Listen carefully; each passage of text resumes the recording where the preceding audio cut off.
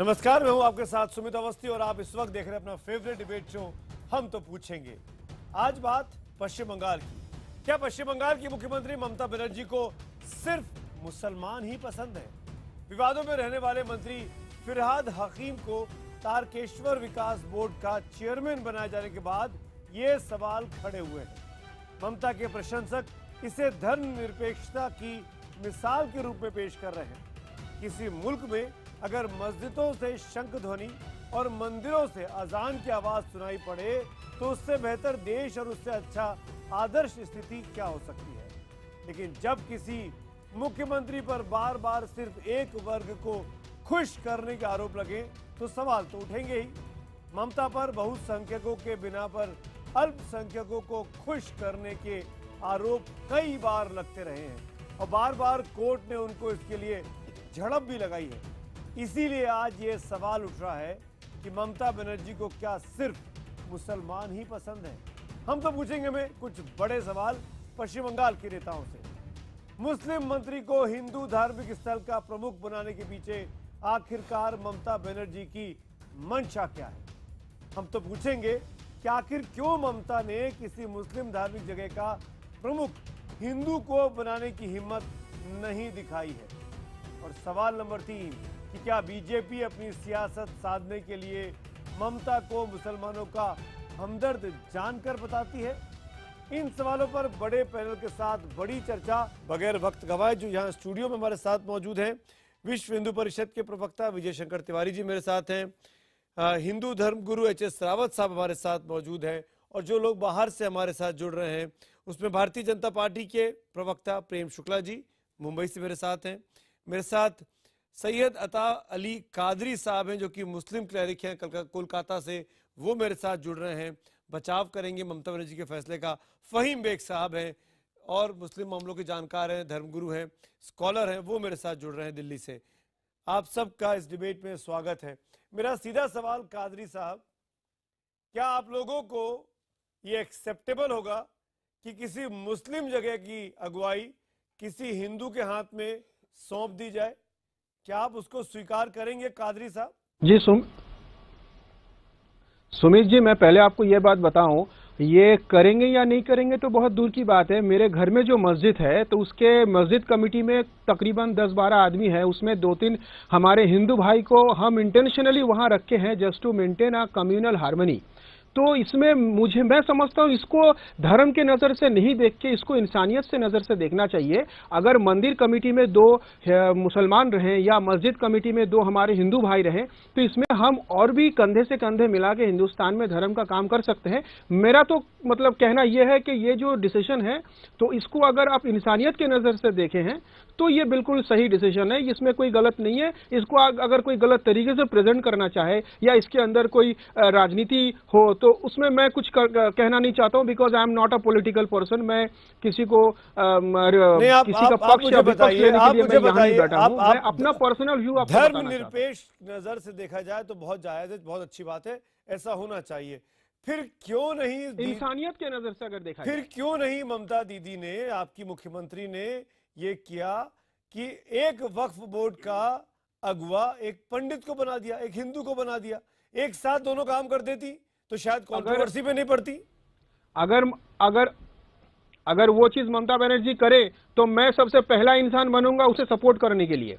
मैं सबसे पहला इंसान बनूंगा उसे सपोर्ट करने के लिए। मेरे घर में भी हमारे मस्जिद कमेटी जो है वहां भी 2-3 हिंदू भाई को हम रखे हैं कि वहां एक सांप्रदायिक प्रॉब्लम ना हो और हर धर्म के लोग, क्योंकि धर्म का अल्टीमेट कहना यह है कि इंसानियत से बढ़ के कोई धर्म हो ही नहीं सकता मेरे नजर में। देखिए, मुझे धर्म का पाठ ना पढ़ाइए कादरी साहब। मुझे पता है कि आप हम दोनों धर्मों में दिक्कत, आपस में डिफरेंसेस हैं बहुत मूल चीजों को लेकर।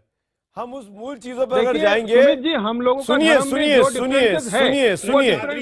जैसे एंकर के लिए बना है, आप जैसे एंकर के लिए डिफरेंसेस मेरी बना है। बात का आप जवाब दीजिए कि आपने यहाँ पर हमें बताया कि धर्मनिष्ठा की बात है। क्या कोई भी मुसलमान अगर बोर्ड का चेयरमैन बनता है तो मंदिर के मत्थे पे जाकर के मत्था टिकाएगा?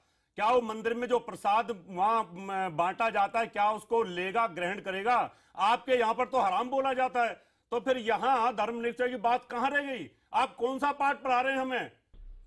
ये तो एक तरह से हिंदू की भावना को पंडित जी, कुचलने मैं का आपको है। एक बात बताऊं, ममता बनर्जी ने हिंदू की भावना को आपका कुचला सवाल है का और जवाब मैं तुरंत आपको उनको दे रहा वहां से हूं। हटा देना चाहिए। मैं जब आपको जवाब आप दे रहा लोग हूं, आप हमारे मेरा जवाब प्रसाद सुन को लीजिए। ग्रहण नहीं करते, आप मंदिर मेरा के जवाब सामने सुन मत्था लीजिए। टेकते नहीं वहीं पे है, बात। आप चौखट पर मत्था टेकते नहीं है, तो आप कैसे विकास कर सकते हैं? आपको धर्म के बारे में, हिंदू धर्म के बारे में, विकास के बारे में क्या नॉलेज है? रावत साहब एक मिनट, कादरी साहब आप जवाब दीजिएगा, लेकिन मेरा कादरी जवाब साहब एक सुन मिनट, लीजिए कादरी पंडित साहब, जी। Yes, कादरी मैं साहब आपको मैं आऊंगा जवाब दे आपके रहा हूं। पास। आप मेरा मेरे कहा है क्या- कि आपको क्या आपका ममता धर्म बनर्जी मुबारक, ने फिरहाद मुझे हकीम को आपका, वहां का तो आप पंडित काहे बनाया? को वहां पर बने बैठे हो? आप ममता दो आप बनर्जी काहे ने को वहां काफिर का बनते हो? पंडित आप बनाया, आप बताइए। वापस कर लीजिए ना उसको। एक एक करके एक के ऊपर एक ना बोले, किसी की आवाज नहीं जाएगी। पहले प्रेम शुक्ला की बारी, और जवाब कादरी साहब आप दीजिएगा, आपको बोलना चाह रहे हैं। मैं ये बता दूं, प्रेम शुक्ला ये वही हाकिम साहब हैं, इनका नाम नारदा के टेप्स में आया, ये मिनी पाकिस्तान की संज्ञा दे चुके हैं, और पश्चिम बंगाल में बीते 2 सालों में जितनी खबरें आई हैं कम्युनल वायलेंस की, मेरे ख्याल से किसी और सूबे से इतना वायलेंस की खबरें नहीं आई हैं। उसके बावजूद भी ममता बनर्जी का ये स्टेप, बीजेपी क्या करेगी? नहीं, मैं एक सिर्फ इतना चीज जानना चाहता हूं। आप फहीम बेग बहुत सारे तर्क दे रहे थे। हज कमेटी का क्या चेयरपर्सनशिप जो है, अध्यक्षता जो है, आदरणीय विजय शंकर तिवारी या एच.एस. रावत को दे दी जाए और उसको एडमिनिस्ट्रेटिव अपॉइंटमेंट कहा जाए, तो क्या आदरणीय फहीम बेग इसको स्वीकारेंगे? जवाहरलाल नेहरू विश्वविद्यालय में डॉक्टर सुब्रमण्यम स्वामी को वीसी बनाए जाने की सिर्फ खबरें चली, तो उसको कहा गया कि सेकुलरिज्म पर आघात हो जाएगा, जबकि डॉक्टर सुब्रमण्यम स्वामी कहीं से सांप्रदायिक सिद्ध नहीं है और जवाहरलाल नेहरू यूनिवर्सिटी का वीसी एडमिनिस्ट्रेटिव अपॉइंटमेंट है, तब भी सेकुलरिज्म पर प्रहार दिखाई देता है। लेकिन यही लोग, मैं ये जानना चाहता हूँ कि जामा मस्जिद ट्रस्ट पर कल आदरणीय प्रवीण तोगड़िया को ये जामा मस्जिद ट्रस्ट का अध्यक्ष बना दिया जाए एडमिनिस्ट्रेटिव अपॉइंटमेंट के नाम पे, तो क्या शाही इमाम और फहीम बेग इसको स्वीकारेंगे? देखिए दिक्कत तो है फहीम बेग, और एक मिनट फहीम बेग में आऊंगा, कादरी साहब बोलना चाह रहे हैं। कादरी साहब एक मिनट फहीम बेग। सुमित जी मैं ये बता रहा हूं आपको, जो बात प्रेम शुक्ला ने कही, इसका काउंटर है आपके पास, 20 सेकंड्स दीजिए अगर है तो। बिल्कुल मेरे पास काउंटर है, मुझे सिर्फ 10 सेकंड दिया जाए।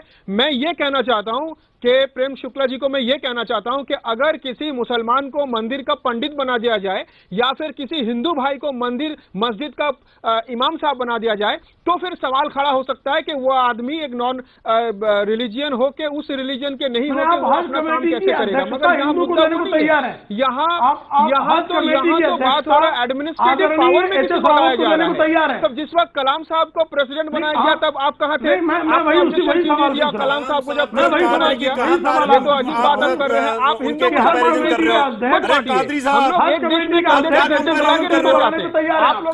मुसलमान को डिवाइड मत कीजिए, अरे आप लोग भी तो काफी है इस देश में कम्युनल प्रॉब्लम लगाने के लिए। आप लोग कादरी साहब सोच समझ करके बात करो। बैठ के ऐसा कलाम साहब और कहाँ आपके ये हकीम साहब वहाँ पर हुगली एरिया के अंदर, उनके आतंक से हिंदू डरे हुए हैं, घरों से बाहर नहीं निकलते, जोर से पूजा नहीं कर सकते, धूप बत्ती नहीं। कादरी साहब क्या बोलेंगे? कादरी साहब को अरे भाई साहब आप लोग कम्युनल बात मत कीजिए। अरे भाई ममता बनर्जी ने किया है, आपकी आंखें कर दी है। कादरी साहब कोई बाइबल का बात करेगा, इस तरीके से अल्टीमेट होगा क्या? हम लोग आपस में लड़ते रहेंगे, इसको बर्दाश्त नहीं किया जाएगा, आपस में लड़ते इसको रहे, बर्दाश्त नहीं कर सकते हिंदू लोग। ये हिंदुओं का दमन कर रही है ममता बनर्जी वहाँ पर। मगर आप इस तरीके से गलत है, उनको एच.एस. रावत एक मिनट, कादरी साहब कुछ इंपॉर्टेंट अतीत की बातें हैं जो ममता बनर्जी के कार्यकाल पर सवाल खड़े किए गए हैं और कोर्ट ने खड़े किए हैं, उनकी इसी पॉलिसी को लेकर, अपीजमेंट पॉलिसी को लेकर, वो इसीलिए उनकी मंशा पर सवाल खड़ा होता है। अगर वो वाकई में चाहती हैं धर्मनिरपेक्ष दिखाना अपने आप को, हाकिम साहब को तारकेश्वर का अध्यक्ष बनाकर, तो किसी टीपू सुल्तान मस्जिद का या किसी सुल्तान मस्जिद का अध्यक्ष किसी हिंदू को बना दीजिए। किसने मना किया? आप दोनों को बैलेंस करिए ना, एक साथ सबका विकास करिए ना। एक का विकास दूसरे को नाराज ऐसे करोगे काम चलेगा? मैं 2-3 कोर्ट के अरे कादरी साहब सुनिए, कोर्ट ने जो कहा ममता बनर्जी के बारे में, कुछ घटनाएं बताना चाहता हूं कादरी साहब, क्यों हिंदुओं के मन में सवाल आया है। कलकत्ता हाईकोर्ट ने ममता बनर्जी को फटकार लगाई 6 अक्टूबर 2016 को, और यह कहा गया कि दुर्गा की मूर्तियों के विसर्जन पर जो अंकुश लगा था उस मामले में यह फटकार लगाई गई। अल्पसंख्यकों के तुष्टीकरण का कदम इसको करार दिया। मुहर्रम के चलते सरकार ने विसर्जन का टाइम तय कर दिया था, जिस बाबत हाईकोर्ट से सरकार को, ममता बनर्जी की सरकार को डांट पिटी है और ऐसे कई और फैसले हैं। ये चीजें कादरी साहब ममता बनर्जी की मंशा पर सवाल खड़े करते हैं और कोई बात नहीं है। ममता बनर्जी धर्मनिरपेक्ष अगर हैं तो बाकी धर्मों के साथ भी ऐसे ही फैसला करा जो है। आप टीवी में बैठ के उनका मंशा समझ गए, आप क्या अंतर्यामी मैं तो सवाल पूछ रहा हूँ, अंतर्यामी मैं तो सवाल पूछ रहा हूँ, आप बताइए मुझे। आपको अभी से मेरा पहला सवाल यही था, मेरा पहला सवाल यही था कि ममता अंतर्यामी बनर्जी की मंशा क्या है, ममता बनर्जी की मंशा क्या है, मेरा पहला सवाल यही था। आपका मंशा क्या है? आप पहले यह जवाब दीजिए। आप क्या हिंदुस्तान में हिंदू मुसलमान को लड़ाना चाहते हैं? आपका मंशा क्या है? क्या मंशा आपका है? आप इस किस्म का प्रोग्राम करके हिंदू मुसलमान को लड़ाना चाहते हैं हिंदुस्तान में? क्या मंशा आपका? पहले आप बताइए, किससे पैसा मिला आपको? कौन पैसा दिया आपको? किसने सिखाया आपको? क्या क्या बताना चाहते हैं? पहले ये बताइए। नहीं बोलते तब ये जो चाहते हैं हिंदुस्तान में हिंदू मुसलमान को लड़ा दिया जाए? ये सद्भाव तब पैदा होता है जब हनुमान पूजा की अनुमति नहीं मिलती है। ये सद्भाव तब आपको नहीं दिखाई पड़ता है, ये असद्भाव आज दिखाई पड़ता है। अरे कादरी साहब, बात कर रहे हैं आप। कादरी जो साहब, आदमी तिवारी का कमेटी में रहेगा तो तिवारी जी, कादरी साहब एक मिनट, क्या प्रॉब्लम? अरे कादरी साहब, बहुत अच्छा होता कि आप टीएमसी के औपचारिक प्रवक्ता होते, आधिकारिक प्रवक्ता होते, तो मैं आपसे और कड़े सवाल पूछ सकता था। आप तो बच के निकल जाएंगे, आप तो बच के निकल जाएंगे। मेरे को दिक्कत इस बात की है कि तृणमूल कांग्रेस ऐसे डिबेट में आती रही है, भाग जाती है, बार बार बोलने के बावजूद। 24 घंटे मैंने दरखास्त दी, जब हमने आपसे बात की कादरी साहब, तब हमने टीएमसी से बात की कि हम आज शाम को डिबेट करेंगे, अपना पैनलिस्ट भेजिए कोई। अब तक जवाब नहीं आया, अरे हम अब तक जवाब नहीं आया।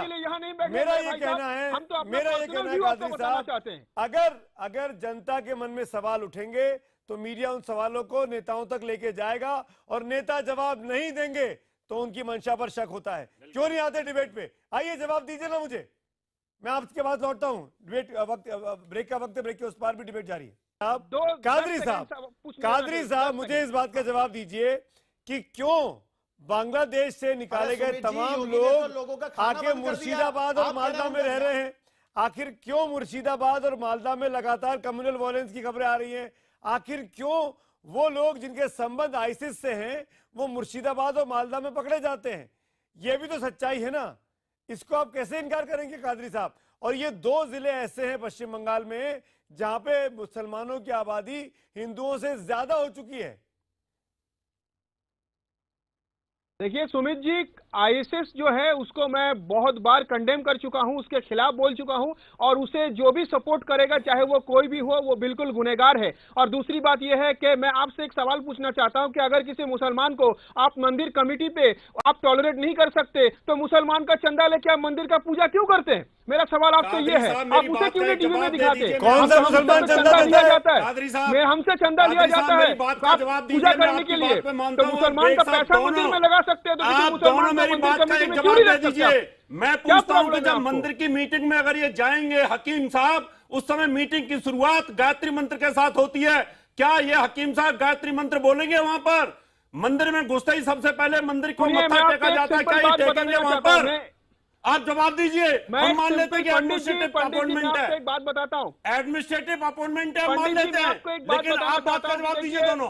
फिराद हकीम को वहाँ का पंडित अपॉइंट नहीं किया गया है, वहाँ अरे मैंने मान लिया भाई, मैंने मान लिया एडमिनिस्ट्रेटिव अपॉइंटमेंट है, एग्री। पंडित अगर नहीं है तो एग्री, मैं बेग साहब की और आपकी बात से एग्री हूं कि एडमिनिस्ट्रेटिव अपॉइंटमेंट है, लेकिन कोई भी मीटिंग अगर होगी विकास की मंदिर में तो गायत्री मंत्र के साथ शुरुआत होती है, तो क्या वहां पर हकीम साहब गायत्री मंत्र बोलेंगे?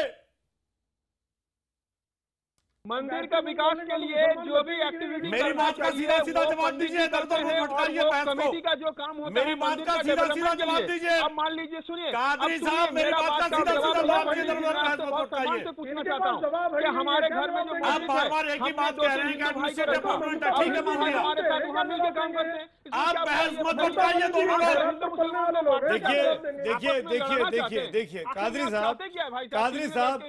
साहब आज आप कादरी वही शख्स हैं जिनसे मेरी खूब झकझक हुई थी जब आपने सोनू निगम का सर कलम करने और काले पोतने और माला पहनाने की, जूतों की माला पहनाने की बात की थी, उस सिंगर की जो कादरी साहब आपके ऊपर मुकदमा दर्ज नहीं हुआ, ममता बनर्जी की सरकार ने आप पर एक एक्शन नहीं लिया, तो आप तो बचाव करेंगे उनका। आप तो सोनू निगम को जूते पहना रहे थे, आप कानून को हाथ में ले रहे थे, आप फतवा जारी कर रहे थे, आप फतवा जारी कर रहे थे कादरी साहब। सुमित जी, प्रॉब्लम ये है कि हमारे इस देश में हम तो मिलके रहते हैं, मगर आप जैसे घटिया मिलके घटिया है। आप आप घटिया है, आप मिलके रहने की बात है, एंकर है, आप दलाल है, आप देश के दुश्मन है, आप एकदम अपनी औकात में रहे। अच्छा, एकदम अपनी औकात में रहेंगे, आप इस देश के दुश्मन है। वाह घटिया इंसान है, आप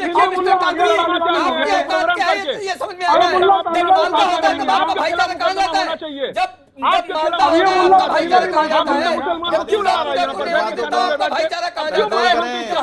का प्रयोग न करें कादरी साहब, ऐसी भाषा का प्रयोग न करें। भाईचारा की बात करते हैं आप कादरी साहब, ऐसी भाषा का प्रयोग न करें। भाषा का प्रयोग कोई भी ना करे तो वो बेहतर होगा। हमको बोल रहे हैं तो हम भी उनको बोलेंगे ना। हकीम तो काफिर हो गए, हकीम तो आपके इस्लाम के हिसाब से तो काफिर हो गए, और जो सपोर्ट करने वाले हैं फिर उनको तो काफिर ही बोलना पड़ेगा ना उनको। आपका इस्लाम तो यही कहता है अगर मंदिर में घुसो तो काफिर हो जाओगे आप। और मेरी बात का जवाब दोनों नहीं दे रहे हैं और दोनों बहस को भटका रहे हैं, उल्टी सीधी बातें कर रहे हैं। मैं आपसे बार बार यही पूछ रहा हूँ, आपका इस्लाम ये कहता है कि मंदिर में अगर आप घुसते हो, वहां का प्रसाद खाते हो तो आप काफिर हो। क्या ये मंत्री साहब काफिर नहीं है? आपको इस्लाम क्या पता भाई साहब, हम आपसे इस्लाम सीखेंगे। आप समता की बात करते हो, हम आपसे इस्लाम आप समता की बात करते हो। आपसे सीखेंगे क्या? हमारा हिंदू इस्लाम बना तो आपसे ये कहता सीखेंगे है क्या कि आप हर हिंदू को धर्म को समझाएंगे इज्जत दो। क्या? हमें मंदिर में कैसे प्रबंधन होता है यह समझाएंगे क्या? हमें आप क्या मूर्ति पूजा सिखाएंगे? जहाँ मूर्ति आप पूजा हमें होती इस्लाम है सिखाएंगे? उसका प्रबंधन आप हमें आप समझाएंगे हमें क्या? इस्लाम सिखाएंगे? हम पंडित आपको जी, इस्लाम नहीं समझा सकते तो आप हमें मंदिर इस्लाम प्रबंधन सिखाएंगे? कैसे होता है आपसे क्या आप हम इस्लाम समझाओगे हमें? सीखेंगे? आप क्या हम इस्लाम सिखाने वाले हैं? आप समझाओगे हमें? हमको इस्लाम सिखाएंगे? आप समझाओगे हमें? क्या बात अरे करते हैं आप लोग तो देश के गद्दार हैं।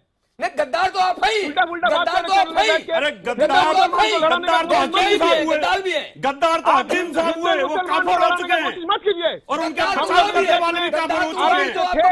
आगे भी रहेंगे इंशाल्लाह। वो भी गद्दार काफिर हैं। इंसानों के लिए हम लोग जो आपस में इस्लाम बढ़ को जाते ईमान हैं। करके हिंदू में जाकर के हिंदू मंदिर में जाकर बैठते हैं वो काफिर हैं। आप जैसे इंसान गलत है। आपके इंसान को चैनल में आना नहीं चाहिए। पता नहीं कौन कौन आप लोग आप तलवे चाटो जाकर के एकदम ये हिंदू समाज इनके तलवे नहीं चलेगा।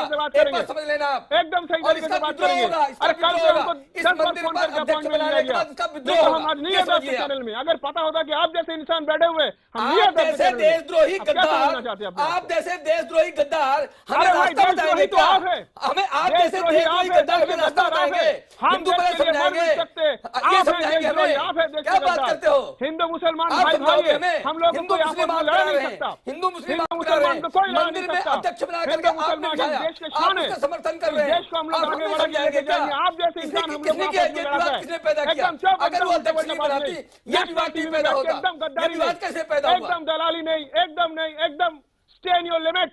एकदम अपनी कादरी औकात में रह के साहब, बात करो। कादरी साहब, एकदम सॉरी टू औकात से में रह के दिस, बात करो। What is Qadri this? साहब, लगातार एसएमएस पोल चल रहा है, ट्विटर पोल चल रहा है और ज्यादातर लोग ये कह रहे हैं कि नहीं बनाना चाहिए था, नाजायज फैसला किया है। कादरी साहब, लिसन टू मी, आप जो चाहिए कह दीजिए। जो शख्स अपनी कॉन्स्टिट्यूंसी को मिनी पाकिस्तान कहे वो देशभक्त, और जो पत्रकार सवाल पूछ रहे वो गद्दार। वाह कादरी साहब, आपके कोलकाता में, आपके बंगाल में इंसाफ का ये मैंने नया रूप देखा है। कादरी साहब, मैं आपको नमन करता हूं हाथ जोड़ के, और ये बताते भी जाऊंगा दर्शकों को, जो बहुत जरूरी भी है, कि पश्चिम बंगाल की आबादी में करीब 28% मुसलमान हैं और 2 जिले पूरी तरीके से मुस्लिम बहुल हो चुके हैं। और इसीलिए तमाम राजनेताओं को, राजनीतिक पार्टियों को इस वर्ग को साधना जरूरी है, ये ममता बनर्जी मानती हैं। और शायद इसीलिए बार बार उन पर मुस्लिम अपीजमेंट के आरोप लग रहे हैं, और बीजेपी बहुत एग्रेसिव है इस बार और इस तरह के आरोप बार बार लगाती भी जा रही है। तमाम मेहमानों का मैं शुक्रिया अदा करूंगा, लेकिन ये सोचने की बात है कि क्या एक हिंदू धर्म स्थान पर किसी मुसलमान को चेयरमैन बनाकर बिठाना जायज है? सोचेगा जरूर। इसी नोट पर तमाम मेहमानों का शुक्रिया, और फिलहाल मेरी तरफ से भी गुड नाइट।